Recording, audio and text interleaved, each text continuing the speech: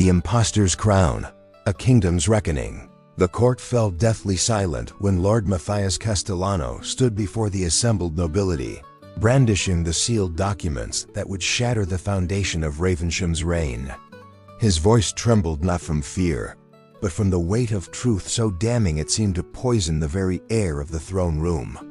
"King Eduard Ravensholm," he proclaimed, his words cutting through the crimson-draped hall like a blade, "is no king at all.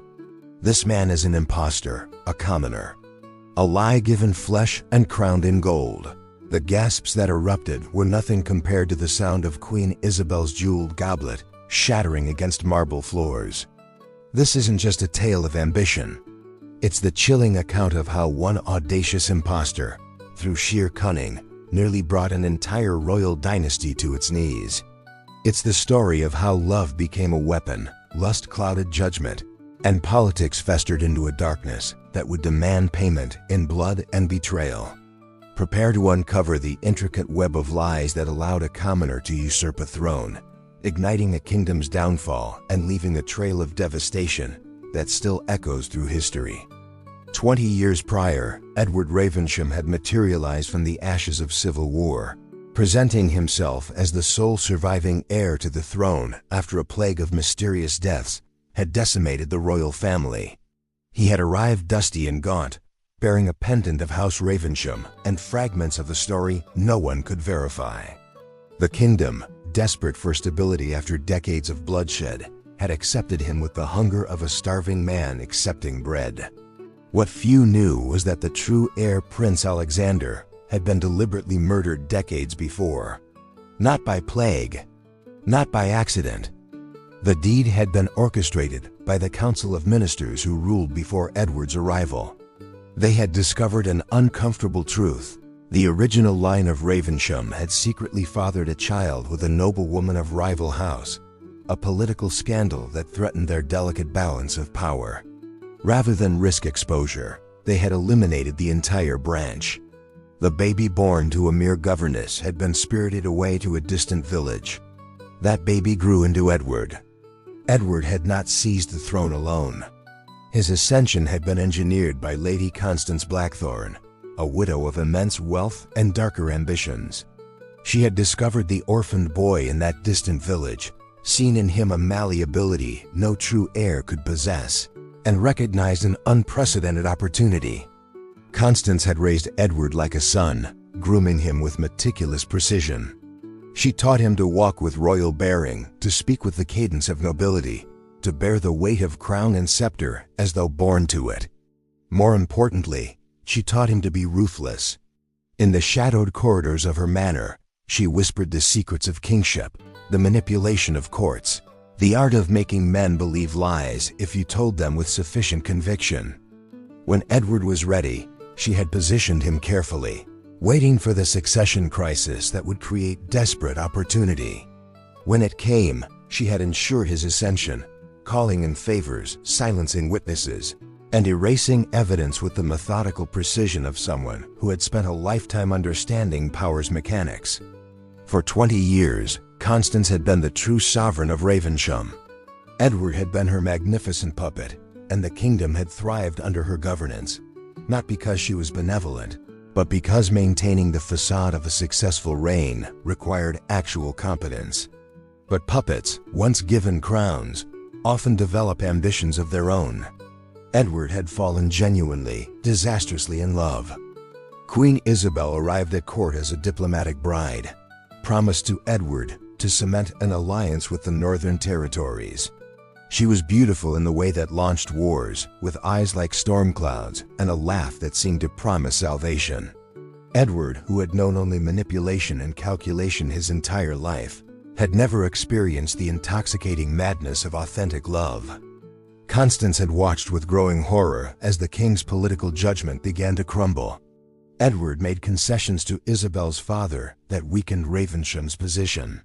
He appointed her childhood friend, a vapid nobleman of no capability, to the position of chancellor simply because she asked. He funded artistic endeavors instead of fortifying borders, commissioned sculptures instead of armies, all because Isabelle expressed admiration for beauty.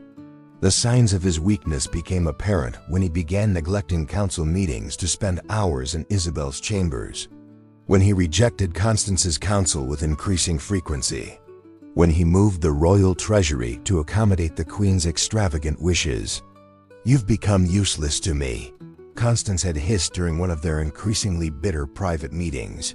"You were supposed to be my instrument forever. Instead, you've become another lovesick fool, undoing 2 decades of careful work." Edward's response had been a quiet declaration of independence that shocked them both. "I am not your puppet anymore, Constance. I am a man. I am a king. And I love my wife." It was the first honest thing he had ever said. It was also perhaps the beginning of the end. But the woman Edward loved harbored her own secrets, and they were far more lethal than anyone had imagined. Isabelle was not simply a diplomat's daughter. She was the granddaughter of Prince Alexander, the true heir Edward had replaced. She was the living embodiment of the dynasty Constance had destroyed, the daughter of a woman no one remembered, raised in a distant northern kingdom to believe she carried royal blood. Her father had discovered the truth only when she was old enough to understand it. He had spent years investigating the mysterious deaths of the Ravensholm line, following threads of conspiracy, and finally uncovering the council's treachery. By then, the evidence was dusty and fragmented, the conspirators mostly dead or scattered. But the injustice burned in his heart like a consuming fire. When the opportunity came to send his daughter as a bride to the imposter who sat on his murdered family's throne, he had seized it with the grim determination of a man with nothing to lose. "Go," he had told his daughter, his eyes burning with 20-year-old rage. "Marry this pretender, infiltrate his court. And when the moment comes, destroy him." Isabelle had never felt hatred like that which coursed through her when she first met Edward, not at his face, but at what he represented. She had steeled herself for years of performance, of hatred worn like a gown. But then, somewhere between state dinners and secret corridors, between calculated seductions and whispered conversations in the dark, something unexpected had happened. She had fallen in love with him too. The moment she realized it, Isabelle understood she was lost. Her father's voice echoed in her memory. "This is vengeance, not romance. Do not soften. Do not waver." But how could she not waver when Edward looked at her with such genuine tenderness? How could she maintain hatred for a man who admitted his loneliness, who confessed that he had spent his entire life being someone he wasn't, who wanted nothing more than to be loved for his true self? Not his crown, not his position, but the broken, searching human beneath. The conflict nearly destroyed her. She had proof of his illegitimacy documents hidden in her chambers, evidence carefully assembled by her father. She had only to present them to the council, and Edward would be stripped of his crown, likely executed as a fraud. It would be justice. It would be vengeance. It would shatter her heart into pieces she would never reassemble. The catalyst came not from Isabelle's hand, but from Constance's increasing desperation. As Edward's reign progressed under the increasing influence of love rather than calculation, the kingdom began to show signs of strain. Weak leadership created vacuums that ambitious minor lords rushed to fill. Alliances frayed as Edward's indecision became apparent. Trade routes fell into disarray as governmental functions were neglected in favor of the king's romantic pursuits. Constance realized she was losing control. Edward had become unpredictable, softer, more human, and therefore useless to her grand design. She decided that if she could not control the throne, she would destroy it and rebuild from the ashes with someone she could absolutely dominate. She began orchestrating a conspiracy with members of the old council, men who understood power and harbored no sentimentality. They began systematically dismantling Edward's authority, spreading rumors about his competence, manufacturing crises that his indecisive nature could not address. They prepared to move against him, to force an abdication or, if necessary, his assassination. But before they could act, Matthias Castellano, a historian whose grandfather had been part of the original conspiracy, discovered irrefutable evidence of Edward's illegitimacy. Castellano had spent decades in archives and dusty records, following trails of buried truth, driven by a scholar's need to understand the mysteries of his own family's complicity in the original cover-up. He had not initially intended to expose the secret, but when he learned of Constance's conspiracy, when he realized that Ravensholm stood on the brink of renewed civil war born from the foundation of a lie, his conscience demanded revelation. The moment Matthias made his declaration, the carefully constructed world began to collapse. The proof was undeniable. Eduard's supposedly royal ancestry could be traced to a single forged document. His birth records showed common blood.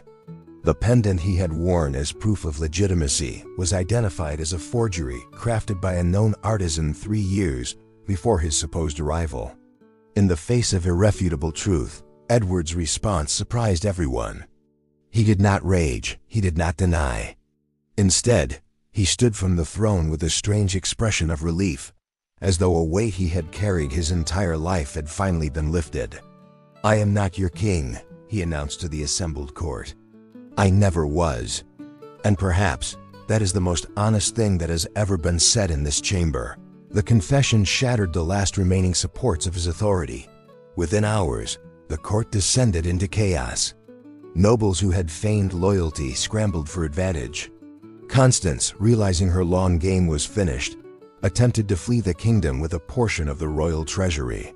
But Isabelle, transformed by love and loss in equal measure, played her final hand. She revealed her own identity.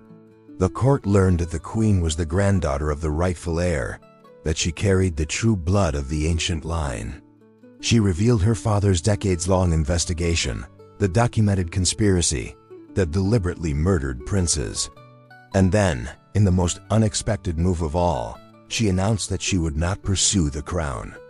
Instead, she called for the establishment of a council-based governance, where power would be distributed among elected representatives of the great houses rather than concentrated in a single throne.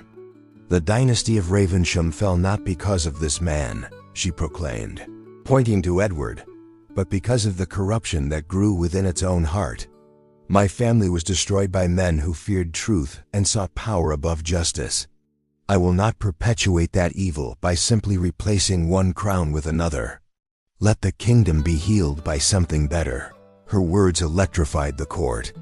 The proposal for reformed governance, coming from the very embodiment of the wronged line, carried a moral weight no one could resist. Within days, the old structure had shattered. Constance was arrested attempting to bribe border guards to let her escape. The conspirators of centuries past or their descendants faced trial for conspiracy and murder. Eduard faced a different reckoning. The kingdom could not execute an imposter king without acknowledging its own complicity in his rise. Instead, Eduard was offered a choice: permanent exile with enough gold to begin a new life, or lifetime imprisonment as a symbol of the kingdom's fall and corruption. He chose exile. On the morning of his departure, Isabelle met him at the castle gates. The woman who had been raised to destroy him, who had gathered evidence to condemn him, who had every reason to rejoice in his downfall, stood weeping in the pale dawn. "Come with me," Eduard said, his voice hollow with the weight of losing everything he had believed himself to be. "We could go to the southern territories. We could be unknown. We could simply be us." Isabelle's answer was a goodbye that would haunt them both for the rest of their lives. "You are more honest in exile than you ever were in a crown," she whispered. "Perhaps that is enough, but I cannot go with you. My family's blood demands I stay. This kingdom needs healing, not romance. The ghosts of murdered princes are finally silent, and I cannot leave until their rest is assured." Eduard left alone, carrying nothing but the clothes on his back and the truth that authentic feeling was worth more than all the crowns in the world, and infinitely more painful. Ravensholm transformed in the years that followed. The new council governance, under Isabelle's careful guidance, rebuilt the kingdom on foundations of accountability and transparency.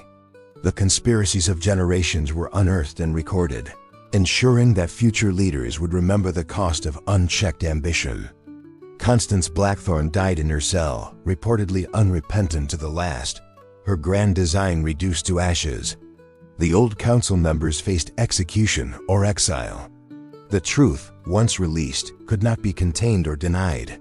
But Edward's story persisted in songs and stories, transformed by time into something more than simple scandal. He became a figure of tragic humanity, the commoner who had loved genuinely even while living a lie, the puppet who had briefly tasted free will before the strings came undone. Years later, travelers reported seeing a man in the Southern Territories, living simply and honestly, teaching children to read in exchange for bread. They said he never spoke of his past, never claimed distinction or nobility. He simply lived, quietly and without pretense, the one thing he had never truly done before. Isabelle never married. She remained the guardian of the kingdom's conscience, the living symbol of justice delayed but ultimately delivered. Once, decades into her service to the realm, she received word that Edward had died peacefully, his final words reportedly a question: "Do you think she forgave me?" The answer, perhaps, was that forgiveness required first truly understanding whether Edward had ever been the villain at all, or whether the real monsters were those who had created him, manipulated him, and then expected him to bear the weight of their corruption. In the end, Ravensholm's greatest lesson was not about the danger of imposters, but about the damage caused by those who pursue power without conscience. The dynasty had fallen not from Edward's deception, but from the original sin of a council that had murdered its own princes for political convenience. The new kingdom, born from the ashes of the old, was built on the hard-won understanding that power without accountability spawns only darkness, and that sometimes the most honest man is the one stripped of everything pretense offers. The chilling web of lies had finally unraveled, and though the kingdom had survived its reckoning, the cost in love, in loss, in shattered dreams would echo through history as a reminder that no crown is worth the price of one's soul. The ending emphasizes tragic irony. Edward's greatest growth comes only after his complete loss, and the kingdom's healing requires acknowledging that the real villains were those in power before him.